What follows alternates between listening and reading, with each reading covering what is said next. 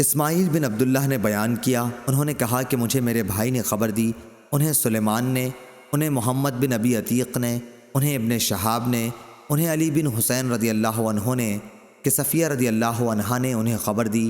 دوسری سند، اور ہم سے علی بن عبداللہ نے بیان کیا، ان سے سفیان بن عینہ نے بیان کیا، کہا کہ میں نے زہری سے سنا، وہ علی بن حسین رضی اللہ عنہ سے خبر دیتے تھے کہ صفیہ رضی اللہ عنہا نبی کریم صلی اللہ علیہ وسلم کے یہاں آئیں۔ آپ اس وقت اعتکاف میں تھے، پھر جب وہ واپس ہونے لگیں تو آپ صلی اللہ علیہ وسلم بھی ان کے ساتھ تھوڑی دور تک انہیں چھوڑنے آئے۔ آتے ہوئے ایک انصاری صحابی رضی اللہ عنہ نے آپ کو دیکھا۔ جب حضرت صلی اللہ علیہ وسلم کی نظر ان پر پڑی تو فوراً آپ نے انہیں بلوایا کہ سنو، یہ میری بیوی صفیہ رضی اللہ عنہا ہیں۔ سفیان نے ہیا صفیہ کے بجائے بعض اوقات حاضہ صفیہ کے الفاظ کہے۔ اس کی وضاحت اس لیے ضروری سمجھی کہ شیطان انسان کے جسم میں خون کی طرح دوڑتا رہتا ہے۔